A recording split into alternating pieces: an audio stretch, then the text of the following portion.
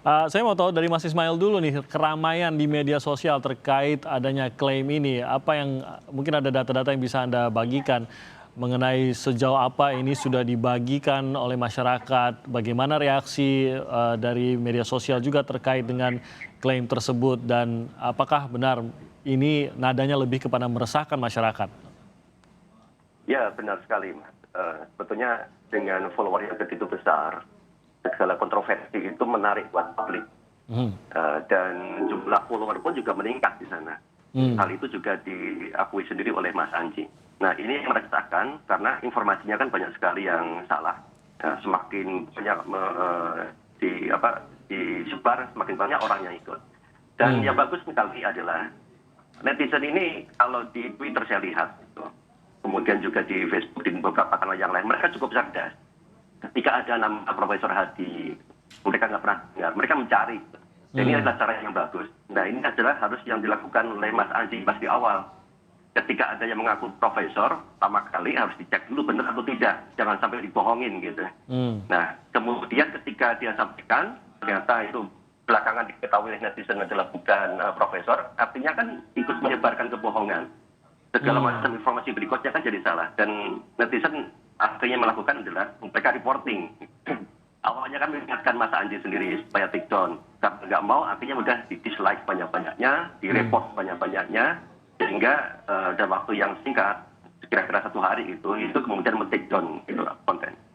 Oke, jadi langkah berikutnya yang diambil oleh netizen setelah menyaksikan video tersebut adalah justru mencari siapa Hadi Pranoto ini, begitu Mas? Ya, itu adalah langkah yang pertama kebanyakan dicari. Mereka yang dari kalangan akademik ya, misalnya kan saya juga dari akademik. Ketika mendengar seseorang bergelar profesor, itu nyarinya nggak di Google. Gitu. Kita nyarinya Google Scholar. Orang awam biasanya nggak pakai search engine Google Scholar, tapi akademisi muncul. Nah, kemudian mereka share. Nah, ini merupakan edukasi dari sesama netizen. Ya, kemudian yang lain juga ikut ramah-ramah mencari. Nah, inilah yang kemudian saya lihat ada aspek yang bagus dari netizen ketika mereka bersama-sama bersatu untuk mencari kebenaran, sehingga bisa muncul. Gitu. Bisa terukurkah tingkat kepercayaan begitu dari paling tidak kan dari kata-kata yang dipergunakan, apakah mereka menyambut baik, menerima informasi bahwa adanya klaim obat COVID-19 ini, bisa terukurkah dari Mas Ismail nada positifnya terhadap informasi ini, apakah juga cukup tinggi kah atau kebanyakan negatif seperti yang tadi Anda ceritakan? Nah, ini ada namanya echo chamber, Mas. Ya, di dalam ruang gema, misalnya followernya Mas Anji sendiri, itu banyak yang percaya. Banyak sekali. Nah, ini yang meresahkan karena dan jumlahnya makin lama makin besar. Kalau dibandingkan mereka yang tidak percaya jauh lebih besar gitu. Tapi ada yang katakan yang percaya 1%, 2%, 10% saja, ini sudah bisa jadi masalah. Oke, jadi sebenarnya masih jauh lebih besar mereka yang mempertanyakan begitu klaim tersebut ya. Nah, saya mau tahu mengenai adanya mungkin tidak sangat terkait dengan Anji maupun dokter Hadi Pranoto ini, tapi adanya klaim-klaim mengenai obat bagi COVID-19 ini kan sebenarnya bukan sesuatu yang baru juga, sudah banyak juga yang mengklaim bisa sembuh dengan ini, sembuh dengan itu dan lain-lain begitu. Tidak semuanya juga berasal dari pihak-pihak yang memang meneliti obat ataupun dari tenaga kesehatan. Saya mau tahu dari Idi dulu yang juga tampaknya sudah memberi tanggapan dari posisi seorang dokter, Dokter Adib, melihat adanya obat yang diklaim bisa menyembuhkan COVID-19. Apa yang hal pertama yang akan dilakukan? Apakah langsung bisa menggunakankah atau memang ada prasyarat tertentu yang harus bisa terpenuhi hingga seorang dokter bisa menyarankan penggunaan sebuah obat tertentu? Ya, jadi Mas Timothy ini hal-hal yang memang perlu kita langsung lakukan klarifikasi karena berkaitan dengan keselamatan daripada pasien. Ya, kalau ada informasi yang berpotensi itu misinformasi dan kemudian membuat informasi yang salah kepada masyarakat, maka kami berkewajiban untuk meluruskan. Karena 2 hal sebenarnya yang kemudian kita lakukan terkait dengan hal ini adalah yang pertama personifikasinya. Artinya siapa yang mendeliver informasi ini. Sehingga kalau itu kemudian ada kaitannya dengan ahli mikrobiologi lah apapun itu, maka kami berkewajiban untuk meluruskan. Dan ternyata memang beliau sampaikan beliau bukan dokter. Nah, kemudian yang kedua kontennya. Nah, kita harus sampaikan bahwa pada saat harapan masyarakat sekarang di seluruh dunia itu tinggi terkait dengan penyelesaian masalah COVID ini, termasuk dengan vaksin, obat, dan sebagainya. Sehingga pada saat harapan itu sangat tinggi, maka tentunya hal-hal ini bukan tidak mungkin akan dimanfaatkan oleh pihak-pihak tertentu. Nah, ini yang kita harus sampaikan. Ada proses yang harus kita lakukan. Ada riset yang dilakukan oleh seluruh dunia. Dan di Indonesia pun sudah melakukan sekarang untuk riset. Termasuk juga riset herbal. Artinya teman-teman dari kelompok herbal pun di profesi dokter dan tenaga kesehatan yang lainnya saat ini sedang berproses juga ikut serta di dalam melakukan riset itu. Gitu. Ya.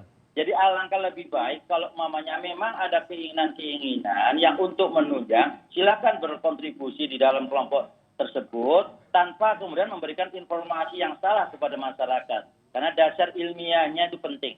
Pembuktian ilmiahnya melalui sebuah proses uji klinis ini penting. Karena kaitannya dengan keselamatan pasien. Dan tentunya ini berkaitan juga keselamatan rakyat Indonesia juga. Dan ini yang menjadi yang utama bagi dokter, terutama bagi IDI begitu ya. Betul. Saya ke Prof. David, mungkin Anda bisa mengomentari mengenai adanya penelitian-penelitian terkait dengan khususnya obat maupun vaksin dari COVID-19 ini. Tadi Dr. Adi mengatakan bahwa penelitian herbal pun juga tetap berjalan karena ini diklaim ini adalah obat herbal yang bisa menyembuhkan dan mencegah corona dan COVID-19. Nah, apa bedanya dengan pihak-pihak yang secara sendiri melakukan riset begitu secara mandiri dengan pihak-pihak yang tadi lebih secara resmi melakukan riset dan juga melakukan pengujian? Apakah karena satu terdaftar, satu tidak terdaftar, maka yang tidak terdaftar ini tidak bisa mengklaim, menemukan, atau bagaimana sebenarnya aturannya, Prof? Terima kasih. Jadi saya kembali ke prinsip dasar ya, bahwa pada prinsipnya obat itu ada dua hal yang harus dipenuhi, yaitu satu adalah efficacy atau khasiat, dan kedua adalah safety, keamanan. Nah, untuk itu maka semua obat ya memang harus melalui prosedur ini karena obat itu bereaksi di dalam tubuh manusia dan harus jelas. Jadi yang harus jelas adalah satu, komposisinya apa, cara bekerjanya bagaimana, dan itu tadi dua prinsip, yaitu safety-nya, keamanannya, dan efficacy. Nah, ini harus terbukti.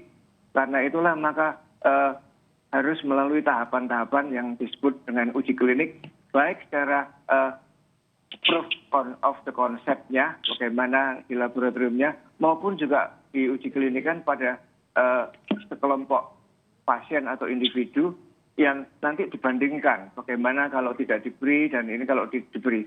Nah, sebetulnya seluruh dunia mengharapkan obat COVID ini, dan namun sampai hari ini NIH ya di Amerika, lalu EMA di Eropa dan di Jepang, di China dinyatakan belum ada yang approve, terbukti 100% artinya mujarab. Beberapa memang ada untuk indikasi tertentu.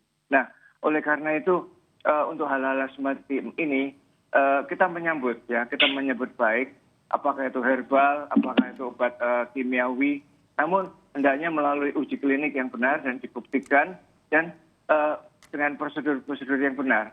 Karena ini kita tidak tahu apa yang terjadi di efek yang pada pasien tersebut ya, dan saya kira ini adalah hal-hal yang harus dilakukan terlebih dahulu. Pada prinsipnya kita sangat senang kalau ada obat ya, apakah itu herbal, ataukah itu obat kimiawi, ataukah obat lain-lain.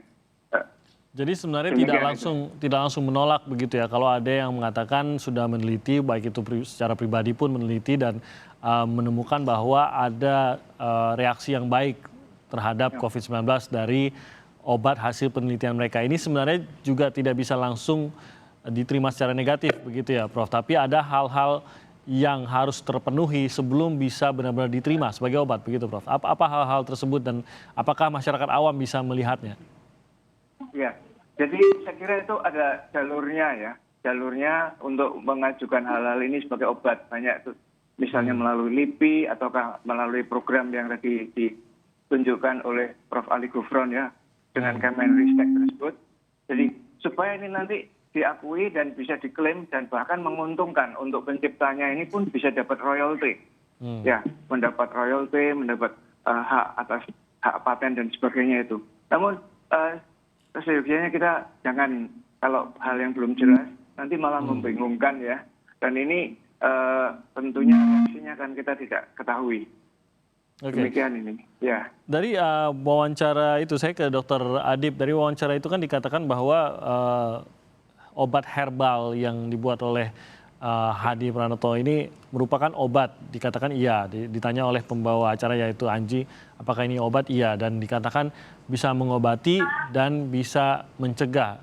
Mungkin sebagai orang awam saya akan menganggap bahwa mengobati dan mencegah itu dua hal yang berbeda dan seringkali membutuhkan unsur yang berbeda gitu untuk mencegah dan mengobati. Seperti isi obat dengan vaksin, saya yakin harusnya berbeda begitu. Sebenarnya apakah bisa dengan mudah diterima bahwa satu hal ini bisa mencegah dan mengobati, selazim apa itu di dalam dunia pengobatan juga? Mungkin Dokter Adi bisa menjelaskan. Ya, jadi kalau kita bicara ini treatment dan prevention, ya, jadi antara obat, tentunya obat itu berkaitan dengan treatment pada saat dia sudah sakit. Kemudian pencegahan itu adalah pada saat untuk mencegah sakit. Nah, ini yang kemudian tentunya berbeda gitu. Pada saat kita bicara mencegah, berarti kaitannya dengan virus, semua penyakit virus adalah meningkatkan daya tahan tubuh. Bagaimana meningkatkan imunitas. Maka preventionnya itu adalah meningkatkan imunitasnya itu.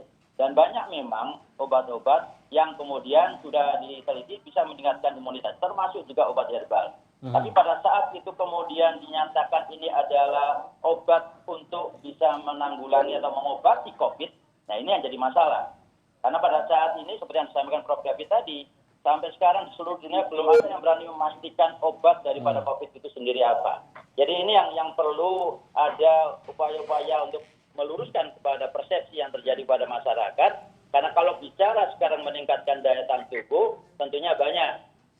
Ya. Tapi kalau bicara kemudian masalah obat, ini yang perlu kemudian dihati-hati oleh masyarakat. Jangan kemudian mendapatkan informasi-informasi yang salah terkait dengan hal ini. Oke, jadi makan sehat saja sudah bisa untuk membantu meningkatkan ketahanan tubuh begitu ya. Jadi penelitian terhadap obat ini jauh lebih sensitif lagi seharusnya ya, dibandingkan dengan peningkatan imunitas. Nanti saya mau tahu dari Mas Ismail juga, mungkin saat masyarakat menonton ini mereka juga mau tahu bagaimana agar saya lebih cerdas lagi. Kemana saya harus pergi untuk memeriksa? Tadi Anda sudah sharing salah satunya mungkin kalau untuk mengecek Scholar ya ke Google Scholar ini juga bisa dilakukan. Mungkin nanti boleh berbagi tips juga dengan masyarakat agar bisa lebih cerdas lagi menyaring informasi-informasi seperti ini. Tapi kita akan lanjutkan usai jeda berikut ini, jadi tetap bersama kami di Sapa Indonesia Pagi.